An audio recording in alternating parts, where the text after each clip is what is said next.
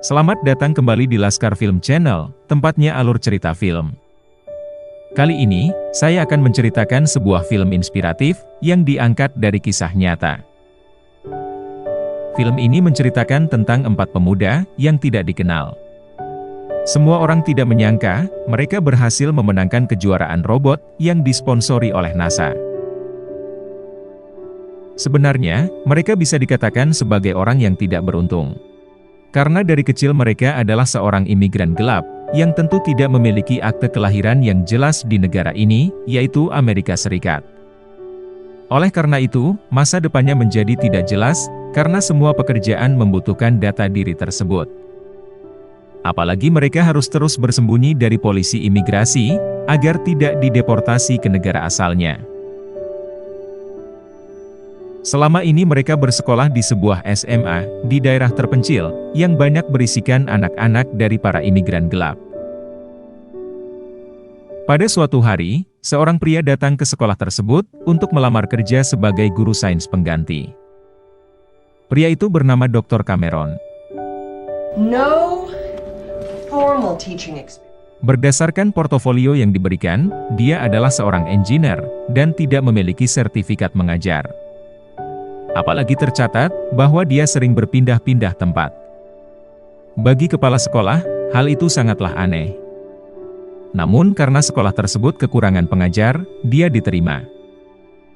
Dia pun kemudian juga dikenalkan pada salah satu guru di sana, yang bernama Gwen. Ketika akan pulang, mobilnya rusak. Salah satu siswa mendekatinya, dan berkata, bahwa dia bisa memperbaikinya. Pemuda itu bernama Lorenzo. Tentu Dr. Cameron menerimanya, apalagi dia hanya minta dibayar dengan beberapa dolar saja. Melihat kemampuannya itu, Dr. Cameron memujinya. Di rumah, Lorenzo hidup bertiga, bersama ayah dan adiknya. Selama ini, ayahnya lebih memanjakan adiknya. Namun dia tidak marah. Bahkan kenakalan yang sering dilakukan adiknya, dia tutupi di depan ayahnya. Berpindah ke tempat lain. Terlihat seorang siswa memakai atribut tentara, bergegas menuju suatu tempat. Orang itu bernama Oscar. Dari kecil dia bercita-cita, ingin menjadi seorang tentara. Sebenarnya dia memenuhi semua kualifikasinya. Bureau of Immigration Customs Enforcement. Namun karena tidak memiliki sertifikat akte kelahiran, dengan berat hati dia ditolak. Tentu saja, bayangan masa depannya hancur seketika. Dia sangat memikirkan perasaan ibunya. Sampai-sampai, kegagalannya tersebut tidak diberitahukan kepadanya. Dia hanya berkata jujur, pada salah satu guru yang dipercayainya, yang ternyata adalah Gwen. Tidak mau menyerah dengan hidupnya, dia teringat dengan brosur kompetisi yang dia lihat, dan mencarinya di internet. Dia ingin mengikuti sebuah kejuaraan robot bawah air. Selain sebagai pengajar, Dr. Cameron ditugaskan sebagai pembimbing klub teknik di sekolah itu. Oleh karena itu, Oscar bergegas menemui dan mengutarakan idenya. Tentu saja Dr. Cameron ragu dengan keinginannya dan memberitahukan seluruh kesulitan yang ada. Berniat membuat mentalnya jatuh, yang terjadi adalah Oscar tetap optimis dengan keinginannya tersebut.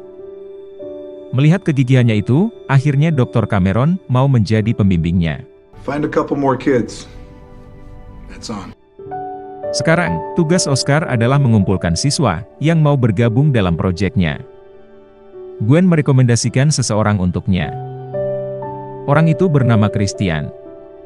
Seorang siswa yang sering dibully di sekolahnya. Namun di balik itu, dia adalah siswa yang sangat berbakat dalam pengkodingan. Melihat brosur yang diberikan, dia bersedia untuk bergabung. Bahkan dengan cepat, dia sudah membuat rancangan kasar dari proyek mereka.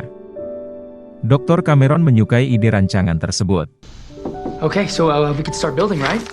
Dia memberitahukan bahwa mereka harus membuat prototipe dari rancangan itu menggunakan bahan seadanya. Dia pun sebagai pembimbing, juga mempelajari cara kerja dari robot bawah air. Melihat itu, Gwen mendatanginya. Untuk membuat suatu robot, dia harus mengetahui tentang bahasa pemrograman. Dan kebetulan, Gwen adalah ahlinya. Dia berniat untuk mengajarinya, apabila Dr. Cameron berminat. Hari berikutnya, Oscar terus mencari bahan yang dibutuhkan di sebuah toko. Di sana dia berbincang dengan penjaga toko tersebut, yang bernama Carla. Melihat pakaian Oscar yang terlalu tua di umurnya, dia memberikan masukan. Dari pandangan matanya, terlihat bahwa Carla tertarik pada Oscar. Kembali ke sekolah. Sehari-hari mereka terus merangkai rancangan yang sudah dibuat. Namun karena hanya paham tentang teori saja, terjadi kesalahan yang bahkan hampir membahayakan nyawanya. Mereka membutuhkan anggota tambahan yang ahli dalam masalah ini. Di luar sekolah, Lorenzo sedang mencoba mencuri sebuah mobil. Melihat itu, Dr. Cameron membantunya, namun sebenarnya mengerjainya. Do you know whose car this is? Akhirnya dia dibawa menuju pemilik mobil ini, yaitu ibu kepala sekolah. Mengetahui ini adalah bagian dari rencana, kepala sekolah menghukumnya untuk mengikuti perintah dari Dr. Cameron. Dan tentu saja, permintaannya adalah bergabung dengan klub robot. Awalnya Oscar tidak mau menerimanya, karena mengetahui kenakalan apa saja yang sudah dilakukan Lorenzo sebelumnya. Namun Dr. Cameron percaya dengan pilihannya, dan meminta untuk memberikannya kesempatan. Walaupun kesan pertama terlihat malas, ternyata Lorenzo dengan cepat, mampu merangkai desain yang diberikan. Lorenzo, this is really great work. Tentu saja, pekerjaannya sempurna, sesuai dengan permintaannya. Dengan ini, prototipe dari robot itu bisa segera dibuat. Namun mereka masih membutuhkan satu orang lagi, yang memiliki fisik kuat. Beruntung mereka segera menemukannya. Ketika Christian kembali dibully, seseorang bertubuh besar menolongnya. Orang itu bernama Louis. Dan dialah orang yang paling cocok, menjadi anggota terakhir di timnya. Saatnya bagi mereka untuk mencari dana, guna membeli seluruh peralatan. Dr. Cameron berkata, mereka harus mencari uangnya sendiri, dan dirinya dilarang untuk menyumbang. Karena apabila ketahuan, timnya bisa didiskualifikasikan. Oscar pergi ke berbagai tempat untuk mencari sumbangan, namun tidak berhasil. Ketika melihat seorang tentara diperlakukan dengan hormat, dia terpikirkan sebuah ide. Dengan pakaian yang pernah dia miliki, akhirnya Oscar menjadi tentara gadungan. Namun kali ini hasilnya sangat berbeda. Banyak orang mau menyumbangnya, dengan sukarela. Ternyata fenomena ini, tidak hanya terjadi di negara tercinta kita, tapi juga di seluruh dunia. Selama mereka mengumpulkan uang, Dr. Cameron pergi ke rumah Gwen, untuk belajar bahasa program. Di sana, anak dari Gwen menatapnya dengan penuh curiga. Bahkan ketika Gwen sedang mengajarinya, berkali-kali anak itu mengganggu mereka. Tidak mau menjadi masalah, dia kemudian pergi, setelah menyelesaikan urusannya. Di lain tempat, Oscar dan Carla pergi keluar, dan menghabiskan waktu berdua. Mereka membicarakan apa saja, termasuk masalahnya sebagai seorang imigran gelap. Carla bukanlah imigran, tetapi dia bisa merasakan kesedihan dari Oscar. Dan tentu saja, akhirnya mereka berpacaran. Berbeda dengan nasib yang dialami Christian. Dia masih saja menjadi target bully dari siswa lainnya. Melihat kejadian itu, Lorenzo mendatanginya. Tanpa pikir panjang, dia langsung menghajar orang yang membuli Christian. Orang itu kalah, dan kemudian lari. Christian merasa beruntung, memiliki teman sepertinya. Beberapa hari kemudian, mereka mulai membeli perlengkapan yang dibutuhkan. Ternyata barang-barang yang ingin dibeli, masih sangat mahal. Lorenzo sudah biasa menemui masalah ini, dan memiliki solusinya. Dia mengganti semua materialnya, namun tetap memiliki fungsi yang sama. Dengan begitu, mereka bisa menghemat uang yang begitu banyak. Sayang sekali, walaupun sudah berhemat, uang yang dibutuhkan masih kurang. Mau tidak mau, Dr. Cameron membayar sisa kekurangannya. Tentu saja karena tidak ada orang lain yang melihat, kecuali muridnya tersebut membocorkannya. Dengan semangat, mereka segera kembali ke sekolah, untuk merangkainya. Namun di depan, ibu dari Oscar sudah menunggunya. Me tengo que enterar por tu maestra que... Ternyata dia sudah mengetahui bahwa Oscar tidak diterima menjadi tentara.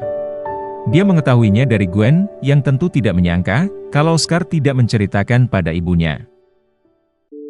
Tidak mau larut dalam kesedihan, mereka langsung fokus untuk merakit robot impiannya.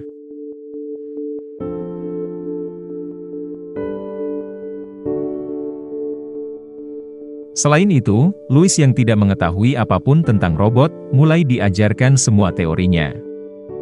Hal itu akan sangat berguna ketika menghadapi tes wawancara di kejuaraan. Dan akhirnya, robot tersebut sudah jadi. Semua siswa termasuk guru, tidak menyangka bahwa mereka bisa membuatnya. Tidak tinggal diam, kepala sekolah meminjamkan mobil inventaris sekolahnya untuk mereka gunakan. Kegiatan selanjutnya yaitu, mereka membawanya ke kolam untuk mengetes kinerja robot tersebut. Ketika ada kesempatan menjahili pembimbingnya, mereka melakukannya. Hey, what's that down there? Tentu saja, semua mentertawakannya. Melihat Dr. Cameron tidak bisa berenang, bergegas semua menolongnya. Namun itu hanyalah trik, agar dia bisa membalasnya. Tidak hanya berhasil membuat robot. Sekarang ini, hubungan pertemanan mereka semakin dekat. Ketika mencoba robotnya, mereka menemukan masalah.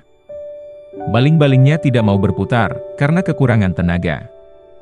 Oleh karena itu, mereka perlu mencari solusinya. Semuanya terus berpikir. Dan tugas dari Louis hanyalah satu. Setiap hari, dia mempelajari seluruh catatan yang diberikan. Louis adalah tipe orang yang lamban untuk mengerti.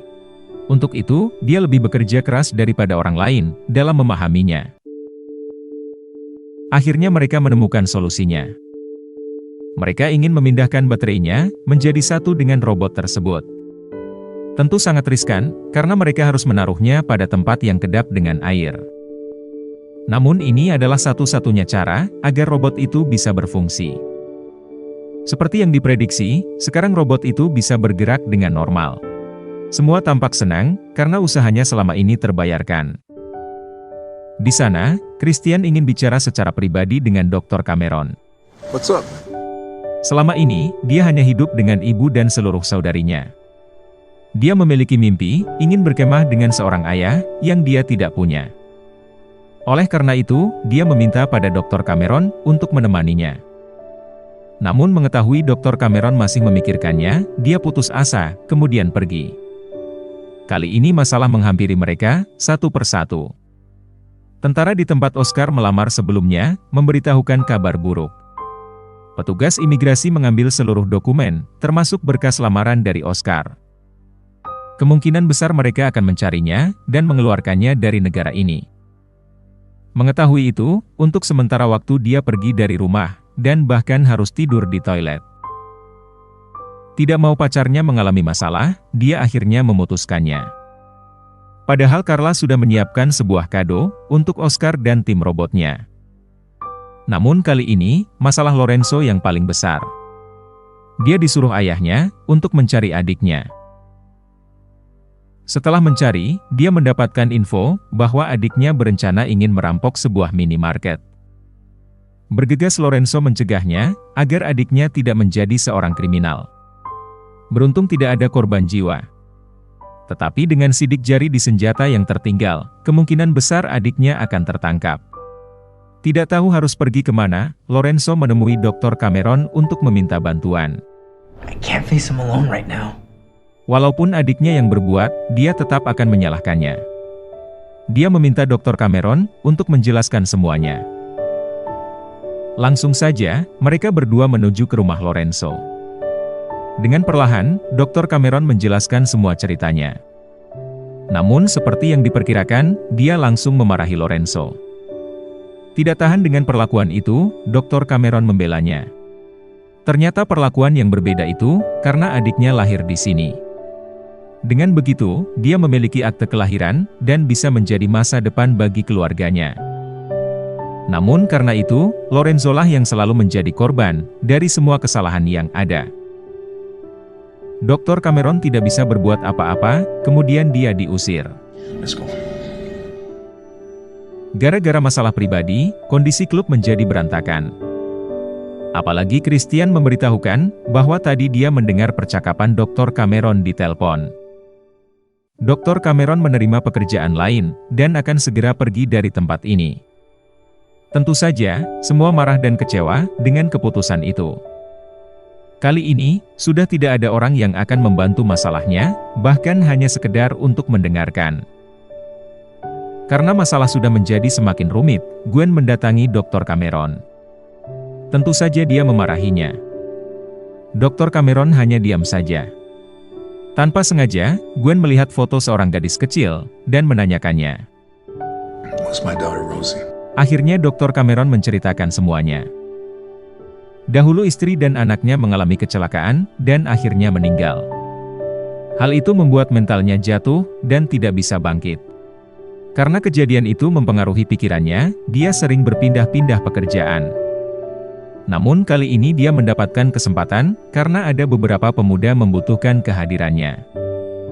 Dia tidak akan lari dari masalahnya lagi, dan akan membantunya. Mendengar itu, mereka kembali menemukan kepercayaannya, dan akhirnya bersiap menuju kejuaraan. Lokasi kejuaraan tersebut berada di California. Mereka senang sekali, karena belum pernah melihat laut. Pemuda dari tempat terpencil ini, akan membuktikan kepada dunia, bahwa mereka bisa. Sesampainya di lokasi, terdapat dua kategori. Yaitu untuk SMA, dan tingkat perguruan tinggi. Christian mengusulkan untuk ikut dalam kategori perguruan tinggi, padahal mereka hanyalah anak SMA. Semua juga berpikiran demikian, dan akhirnya menyetujuinya. Ketika mendaftar, beberapa mahasiswa tertarik dengan robot milik mereka yang tidak lazim. Hal itu membuat mereka senang, karena merasa diakui. Mereka melihat tempat berlangsungnya lomba, untuk mengetes robotnya, sebelum besok digunakan. Namun masalah terjadi. Mereka tidak bisa mengendalikan robotnya. Setelah dibuka, ternyata seluruh komponennya basah oleh air. Mereka harus menemukan cara memperbaikinya, hari ini juga. Karena semua saudara Christian adalah perempuan, terlintas sebuah ide gila. Mereka akan membeli tampon, sebuah pembalut berbentuk silinder pada wanita. Karena tidak mengetahui bentuknya, Lorenzo meminta tolong pada salah satu pengunjung, untuk membantu mencarikannya. Dan akhirnya, dia berhasil. Alat itu akan digunakan untuk menyerap kebocoran yang ada selama kejuaraan berlangsung. These things are amazing. Sayangnya tidak hanya itu saja, mereka harus begadang untuk memperbaiki semua kabel yang rusak. Namun apabila pekerjaan dilakukan bersama, beban tersebut akan menjadi lebih ringan. Dan akhirnya, sebelum berangkat, Oscar membuka kado dari Carla. Ternyata dia memberikan sebuah kaos yang dibuat khusus untuk timnya. Akhirnya, kejuaraan robot bawah air sudah dimulai. Banyak sekali yang datang, baik itu peserta maupun penonton. Mereka diberitahukan mengenai tugas yang harus dilakukan, menggunakan robot buatannya masing-masing. Peserta pertama adalah dari Virginia Tech. Robotnya sudah dimasukkan, dan mulai menjalankan tugasnya. Setiap tugas memiliki poin, yang akan diakumulasikan pada akhir nanti. Satu persatu perguruan tinggi, sudah memulai gilirannya.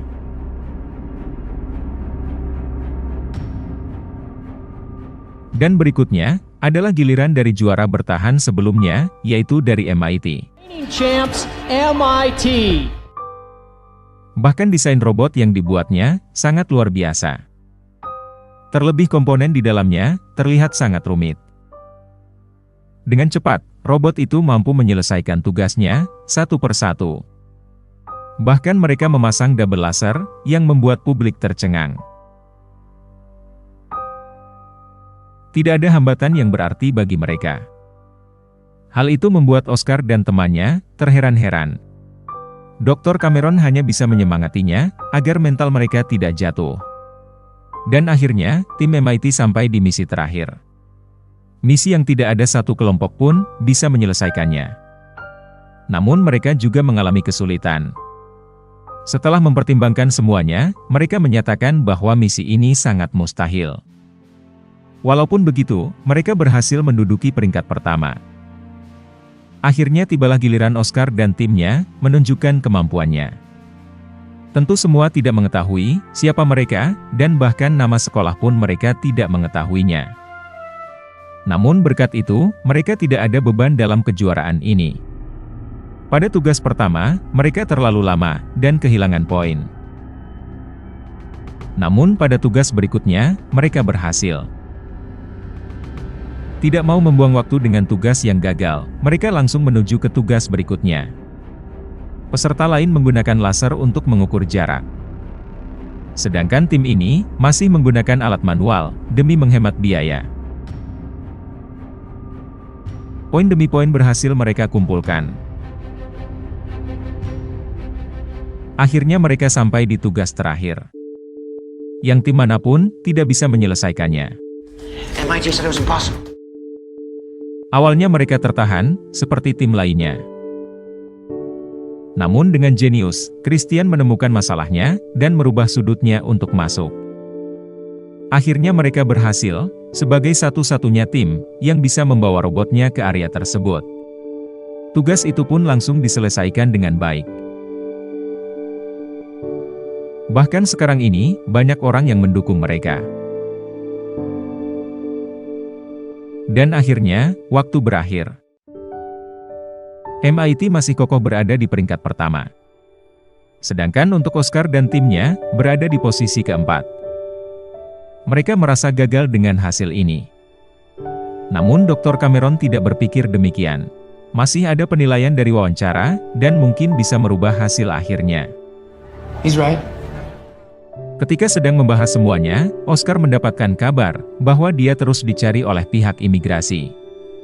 Mendengar itu, Dr. Cameron kembali tersadar, mereka semua bukanlah pemuda beruntung, seperti pada umumnya. Semua buku dia singkirkan, dan membiarkan mereka untuk bersantai sejenak.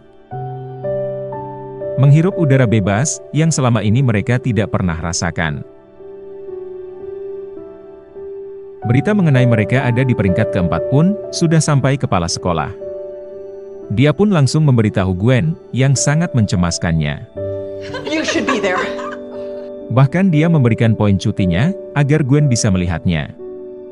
Tentu dia berencana mengajak ayah Lorenzo, agar dia menyadari bahwa anak yang selalu dia marahi, adalah anak yang hebat. Tibalah tes wawancara. Semua tim menjelaskan tentang robotnya, menggunakan bahasa teknik, yang sulit dipahami orang biasa. Berbeda dengan tim dari Oscar. Mereka menjelaskan dengan sederhana, dan mudah untuk dimengerti. Apalagi setelah mengetahui biaya yang digunakan, para juri dibuatnya kaget. Semua tim mengeluarkan anggaran di atas $10.000, kecuali tim Oscar. No, sir. 800. Dengan anggaran itu, mereka menceritakan bagaimana caranya untuk berhemat. Louis pun mampu menjawab semua pertanyaan dari juri. Namun dia adalah anak yang terlalu jujur. Dia tidak bisa menyembunyikan fakta, bahwa Dr. Cameron menyumbangkan sedikit uangnya, untuk membeli barang. Louis baru menyadari, timnya kemungkinan bisa didiskualifikasikan, karena keterangan barusan. Sekarang ini, mereka semua menunggu pengumuman resmi dari panitia, mengenai pemenangnya. Panitia memberitahukan, terdapat penghargaan tambahan, yaitu penghargaan pencapaian istimewa, karena berhasil mengejutkan para juri. Dan pemenang penghargaan tersebut adalah, Oscar bersama timnya. Terlihat mereka tidak senang, karena menurutnya, ini hanyalah penghargaan hiburan. Dan kesempatan untuk mencapai 3 besar, sudah hilang. Satu persatu pemenang diumumkan. Tetapi MIT yang diprediksi menjadi peringkat 1, hanya ada di peringkat 2. Mereka penasaran, siapa yang menjadi juaranya.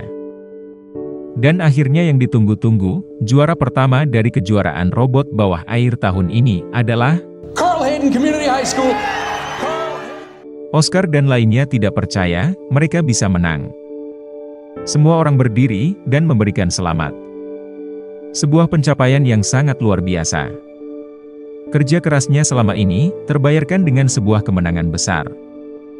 Kumpulan pemuda biasa dan tidak beruntung ini, akhirnya bisa menunjukkan pada dunia, bahwa mereka pantas untuk diakui. Walaupun terlambat, akhirnya Gwen sampai di sana. Bahkan dia berhasil membawa ayah Lorenzo, untuk datang ke sini. Akhirnya matanya terbuka. Anak yang dia sia-siakan selama ini, ternyata adalah anak yang hebat. She's bien, mijo. Lorenzo terharu dengan sikap ayahnya. Baginya ini adalah hadiah terbesar, melebihi pencapaiannya di kejuaraan robot. Dr. Cameron merasa senang, hubungan mereka menjadi lebih baik. Salah satu juri mendatangi Louis, dan memuji wawancaranya. Louis pun penasaran, kenapa mereka tidak didiskualifikasikan. Padahal Dr. Cameron menyumbangkan uangnya. Ternyata, tidak ada aturan itu, dan semua hanya akal-akalan dari Dr. Cameron. Maybe he's just cheap. Dan film pun akhirnya berakhir. Tidak ada orang yang bisa memilih, terlahir dari siapa. Apabila terlahir dari keluarga yang berada, syukurilah apa yang kamu dapatkan, dan jadilah orang yang baik. Karena tidak semua orang bisa merasakan, apa yang kamu rasakan. Semoga penonton sekalian menikmatinya. Dan tak lupa bantuannya untuk komen sebanyak-banyaknya, like, share, subscribe channel ini, dan tekan tombol loncengnya. Karena hanya dengan kalian, channel ini bisa berkembang. Sekian dan terima kasih, sampai jumpa di film menarik berikutnya.